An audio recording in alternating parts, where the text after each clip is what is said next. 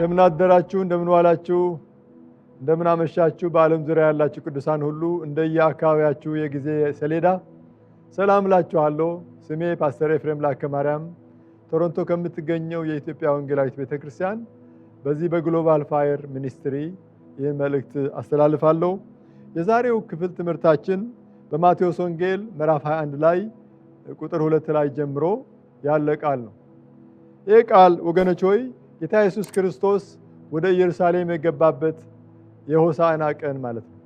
ማለትም ለትንሣኤ ለፓስኦቨር አንድ ሳምንት ሲቀር ኢየሱስ ክርስቶስ ደቀ መዛሙርቱን ጠርቶ ላካቸው።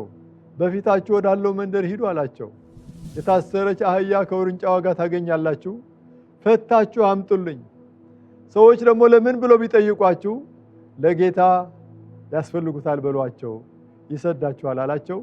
ደቀ መዛሙርቱም ጌታ ኢየሱስ እንዳዘዛቸው አደረጉ፣ ሄደው አደረጉ ብሎ ይናገራልና የዚህ ዲቮሽናል የዚህ የጥሞና ቃል ርዕስ ፈታችሁ አምጡልኝ የሚል ነው። ፈታችሁ አምጡልኝ።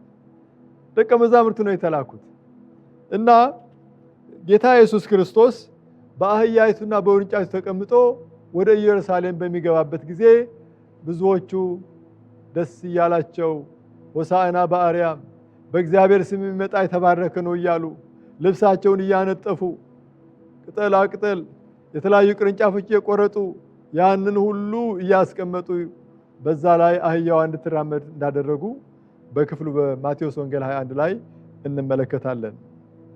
ኢሳይያስ እግዚአብሔርን በረጅምና ከፍ ባለት ዙፋን ላይ ተቀምጦ አየሁት ብሎ ይናገራል።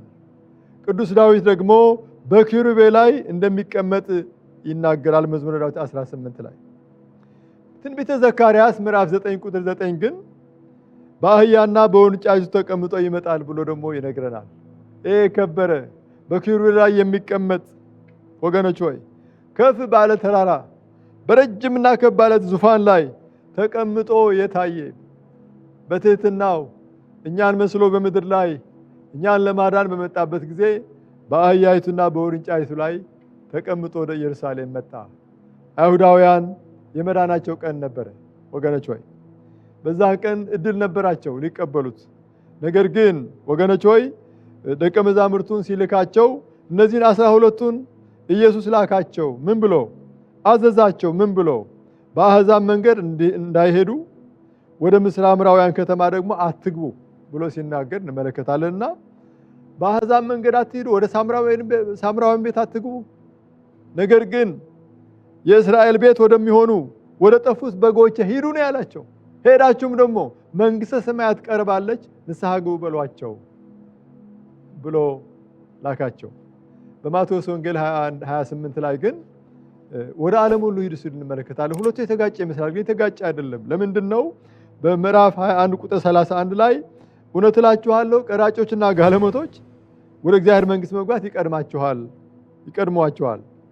ስለዚህ እላችኋለሁ የእግዚአብሔር መንግሥት ከእናንተ ትወሰዳለች ይላል። ትወሰዳለች። ለምን? ስላልተቀበሉ። በሉቃስ ወንጌል 19 ላይ ከተማይቱን አይቶ እንዳለቀሰላት የመጎብኘትሽ ወራት ብታውቂ ኖሮ፣ ነገር ግን አሁን ከዓይንሽ ተሰውረዋል። አዎ የመጎብኘታችን ወራት ሚስ ስናደርግ ቀጥሎ መከራ ነው የሚገጥም። ስለዚህ በጣም ሁለቱ እምቢ ስላሉ በዮሐንስ ወንጌል ምዕራፍ 1 ቁጥር 11 ላይ ደግሞ ወደ ገዛ ወገኖቹ መጣ፣ የገዛ ወገኖችም አልተቀበሉትም። ለተቀበሉትና በስሙ ለሚያምኑ ግን የእግዚአብሔር ልጆች የሆኑ ዘንድ ስልጣን ሰጣቸው ይላል። ወሀበ እልያሁ መጻ ወእልያሁ ኢተወክፍዎ ወለእለሰ ተወክፍዎ ወሀቦሙ ስልጣን ውሉደ እግዚአብሔር ይኩኑ ይላል። ስለዚህ ስላልተቀበሉት አሁን ለተቀበሉት ሁሉ አሕዛብ የሆኑ ሳምራውያን የሆኑ በዓለም ዙሪያ ያለ ሕዝብ በሙሉ ፍጥረት ሁሉ ክርስቶስን ተቀብሎ የእግዚአብሔር ልጅነት መንፈስ የሚቀበልበት ትልቅ የወንጌል ምስራች ለእኔና ለእናንተ ተሰጠን። የታሰሩትን የሚፈታ ወንጌል፣ ቀንበር የከበረባቸውን ቀንበራቸው ሰብሮ ቀና ብሎ እንዲሄዱ የሚያደርግ ወንጌል፣ የታመሙትን የሚፈውስ ወንጌል፣ ከኃጢአት በሽታ ነፃ የሚያወጣ ወንጌል፣ ሰማያዊ ርስት የሚያስወርስ ወንጌል። ይሄ በእጅሽ አለ፣ ይሄ በእጅህ አለ። ነገር ግን ሂዳችሁ አምጡልኝ፣ የታሰሩትን አህያይቱና ውርንጫይቱ ፈታችሁ አምጡልኝ። ማን ነው የሚፈታቸው? እኛ ካልሄድን። ብዙዎች ይጠባበቃሉ እንድንሄድ። የጌታ ትልቁ ተልእኮ ለእኔ ለእናንተ የሰጠ መሄድ ነው፣ መመስከር ነው። የታሰሩትን መፍታትና ማምጣት ነው ወደ ጌታ። ጌታን መታዘዝ ነው። ደቀ መዛሙርቱ የታዘዙትን ሁሉ አደረጉ ይላል። ሁለተኛ የታሰረችን አህያ ውርንጫም ታገኛላችሁ ነው ያላቸው። ከሄድን በጌታ ስም እናገኛለን ጌታ እንዳለን። ሶስተኛ ፈታችሁ አምጡልኝ ይላል። ወደኛ አይደለም የምናመጣው ወደ ጌታ፣ ወደ ተለያዩ ድርጅቶች አይደለም የምናመጣው ወደ ጌታ። ስለዚህ ወገኖች ሆይ ዛሬ ይህ መልእክት ለሁላችን እንዲደርስ ጠይቃለሁ። እግዚአብሔር አምላካችን እጅግ አድርገን አመሰግናለን። ዛሬ በብዙ አይነት ሱስ የታሰሩ፣ በብዙ አይነት ጨለማ የታሰሩ ብዙ ሰዎች አሉ። ምናልባት ከንፈራችን መተን በቃ ዝም ብለን ልናልፍ እንችላለን። ጌታ በሰማይ ሆኖ ግን ለነዚህ እኮ ነው የሞትኩት ይለናል። ትእዛዝ ሰጥቶናል እኮ። እስራታቸው ታስረዋል። በተለያየ ሐኪም ሊፈታቸው አይችልም። ሳይካትሪስቶች ሊፈቷቸው አይችልም። ሳይኮሎጂስቶች ሊፈቷቸው አይችሉም። ነገር ግን የምስራች የሚፈታ፣ ከእስራት የሚፈታ፣ ቀንበርን የሚሰብር፣ ነፃ የሚያወጣ ኢየሱስ ክርስቶስ የእግዚአብሔር ልጅ ከሰማያ ሰማያት ወርዶ የዛሬ 2000 ዓመት ከቅድስት ድንግል ማርያም የተወለደ በመስቀል ላይ ስለ ኃጢአታችን ሞቶ ደግሞ በሶስተኛ ቀን በመነሳት በ40ኛ ቀን ወደ አባቱ አድርጎ በአባቱ ቀኝ ሆኖ አሁን ሊቀ ካህናችን ሁሉ የሚማልደው ኢየሱስ ተመልሶ ደግሞ የነገስታት ንጉስ የጌቶች ጌታ ሆኖ የሚመለስልን ጌታ የሚመጣልን ጌታ እስከዛ ድረስ እስኪመጣ ድረስ ግን ታላቁ ተልእኮ የሰጠን መሄድ ነው። እግዚአብሔር አምላካችን የተመሰገነ ይሁን። ስለዚህ ፈታችሁ አምጡልኝ ካለ በኋላ ደቀ መዛሙርቱም ሄደው ለምን ተብላችሁ ብትጠየቁ ለጌታ ያስፈልጉታል በሉ ነው። እነዚህ የታሰሩ ሰዎች ለጌታ ያስፈልጋሉ። በብዙ እስራት የነበሩ ጌታ ኢየሱስ ክርስቶስን ተቀብለው ህይወታቸው ተፈውሶ አገልጋዮች፣ ሰባኪዎች፣ ፓስተሮች፣ ነቢያት፣ ሐዋርያት ይሆናሉ። ብዙ ምስክርነቶች አሉ የምናውቀው። ሁነውስ በቃ እና አሁን ለሰው አይን የማይሞላ ሰው ጌታ ለውጦት ወገኖች ሆይ በጸጋ አጥለቅልቆ ታላቅ ባሪያ አድርጎስ ማየት እንዴት ደስ ይላል ወገኖች ሆይ።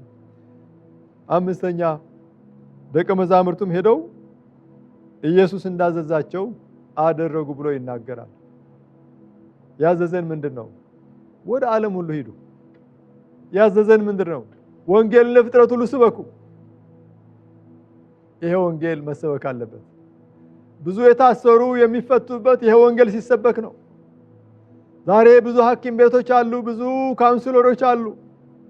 ነገር ግን የሰው ልጅ ችግር፣ የሰው ልጅ ፕሮብሌም እየጨመረ መንግስታት በትልቅ ክራይሲስ ውስጥ ነው ያሉት። ይሄ ወንጌል ሲሰበክ ግን ብዙዎች ነፃ ይወጣሉ። ይሄ ደግሞ በሞኝነት እምነት የሚገኝ መዳን። ይሄ ይዘን ደግሞ እኛ እዚህ ግቡ ማንባለው ሰዎች ይህንን የክብር ወንጌል እንድንሰብክ ጌታ ትልቅ ማዕረግ፣ ትልቅ ሹመት ሰጥቶናል። እግዚአብሔር አምላካችን የተመሰገነ ይሁን። ስለዚህ ወደ ርዕሱ ልመለስና ፈታችሁ አምጡልኝ። ዛሬ እስከ አስቡ፣ አንድ ደቂቃ ውሰዱ። በጎረቤታችሁ በምትኖርበት ህንፃ የታሰረ ሰው አለ? የለም? እዛ በስራ ቦታችሁ የታሰሩ ሰዎች የሉም? በተለያየ ቦታ የምታዩዋቸው ብዙ የታሰሩ ማን ነው የሚሄድላቸው ነው? ወንድሞቼና እህቶቼ በጌታ ስም እለምናችኋለሁ፣ እባካችሁ ይህ ቃል የዛሬ መልእክት ሲሪየስ ልንወስደው። ወደ ታሰሩት እንሂድ፣ ፈተን ወደ ጌታ እናምጣቸው። ለምን ቢባል ለጌታ ያስፈልጉታል፣ ለጌታ ያስፈልጉታል በሉ ነው የተባለው። ጌታ እንዲከብርባቸው በአህያይቱ ተቀምጦ ጌታ በሚሄድበት ጊዜ ልብሳቸውን ያነጥፉ ነበረ። ለአህያይቱ አይደለም ለተቀመጠባት ክብር። ዛሬ ደግሞ ታስረው የነበሩ ተፈተው ወደ ጌታ ሲመጡ ወገኖች ሆይ የተከበሩ ሰዎች ይሆናሉ። በዘይቱ በቅባቱ የተወለወሉ ሰዎች ይሆናሉ። የንጉሥን የምስራች ወንጌል የሚናገሩ ይሆናሉ። የረከሰ ቃል ይናገር የነበረ አፍ የተቀደሰ ወንጌል የሚሰብክ ይሆናል። ነገር ግን አንድ ነገር ስናደርግ ነው። እኛ ስንሄድ፣ ጌታን ታዘን ስንሄድ፣ ደቀ መዛሙርቱም ኢየሱስ እንዳዘዛቸው አደረጉ ይላል። ደቀ መዛሙርት ከሆን ጌታ ያዘዘን እናድርግ። እሱ ደግሞ መሄድ ነው፣ መመስከር ነው። እግዚአብሔር አብዝቶ ይባርካችሁ። የእስራኤል ቅዱስ ሁላችሁን ይባርክ። በጌታ ወዳችኋለሁ። ነገር ግን ይሄ ቃል ሲሪየስ እንድትወስዱት አደራላችኋለሁ። ጌታ ይባርካችሁ። አሜን።